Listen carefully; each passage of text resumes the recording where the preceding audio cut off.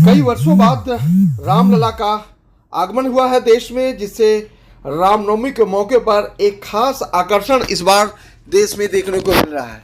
यह तस्वीरें मुंबई के कांदिवली की है, जहां पर हनुमान नगर, वराड़पाड़ा और महिंद्रा गेट के सामने एडवोकेट अखिलेश चौबे के नेतृत्व में, जो भारतीय जनता पार्टी के बड़े पदाधिकारी के तौर पर जाने जाते हैं, एक शानदार शोभा यात्रा निकाली गई।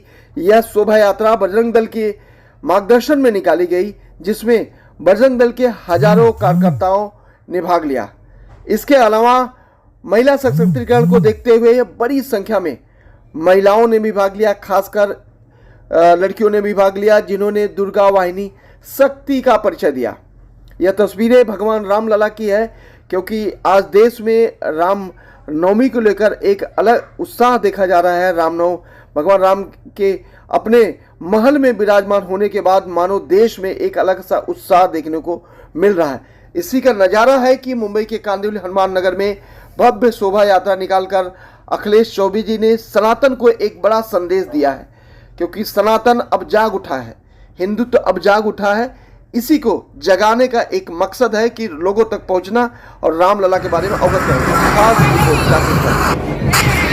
शोभा यात्रा में कई महापुरुषों की तस्वीरें भी लगाई गई, जिसमें एक संदेश दिया जा रहा है कि किस तरह से आज देश महापुरुषों का सम्मान करता है, सनातन का सम्मान करता है। अखिलेश चौबे की रिपोर्ट।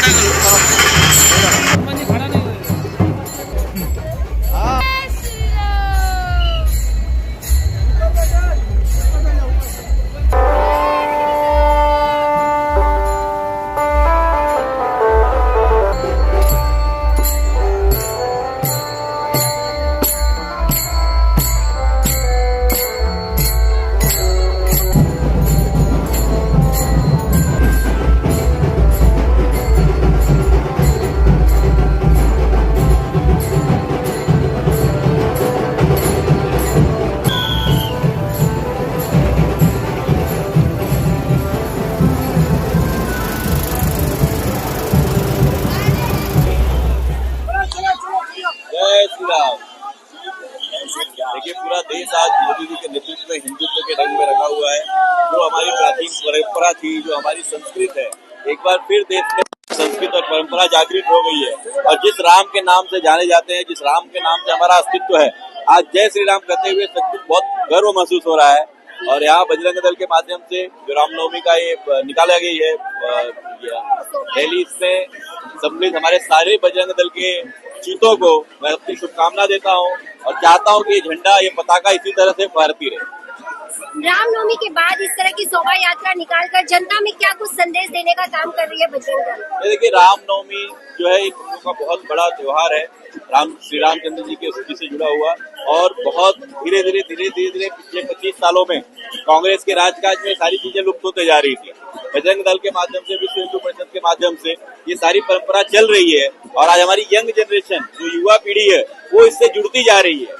इससे ये है कि आने वाले समय में हमारी धर्म की पताका लहराती रहे। मैसेज ऐसा है कि जैसे पूरे भारत में लगभग 500 वर्षों के बाद में भगवान श्री राम अपने घर पर विराजमान हुए हैं, तो जात पात भाषा प्रांत सब भेद भुलाकर हिंदू एक होए, ऐसा ये मैसेज है। और आप देख रहे हैं कि इस शोभा यात्रा में न कोई संगठन से, न कोई पार्टी से, और लगभग सभी हिंदू, मैं हिंदू हूँ इस नाते यहाँ पर आए हुए, और भव्य और दिव्य ये शोभा यात्रा आज यहाँ निकल रही है।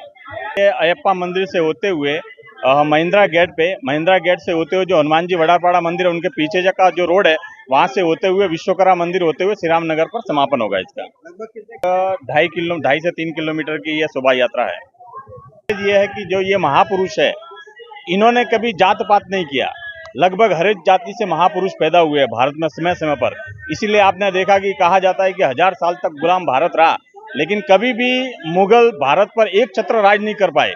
अगर महाराष्ट्र में छत्रपति शिवाजी महाराज लड़ते थे, तो राजस्थान में वीर शिरोमणि महाराणा प्रताप लड़ते थे। यही मैसेज है कि ये जो महापुरुष है हम सबके पूर्वज है, और इनके बताए गए आदेश और निर्देशों के अनुमान सभी हिंदुओं को चलना होगा। मैं यहाँ हनुमान नगर में विश्व हिंदू परिषद और बजरंग दल के माध्यम से हर साल यहाँ पे भव्य शोभा यात्रा का आयोजन किया जाता है। उस यात्रा में हम सभी हनुमान नगर के रहवासी इस बजरंग दल के और विश्व हिंदू परिषद के आयोजित शोभा यात्रा में हम सहभागी होते हैं और अच्छा माहौल है। काफ़ी लोग इस शोभा यात्रा में सहभागी हुए हैं और मैं धन्यवाद देना चाहता हूँ विशेषतः बजरंग दल के जो आयोजक कार्यकर्ता है उनको मैं धन्यवाद देना चाहता हूँ कि ऐसा इस प्रकार का कार्यक्रम हमारे इस बस्ती में उनके माध्यम से यहाँ पे होते रहता है।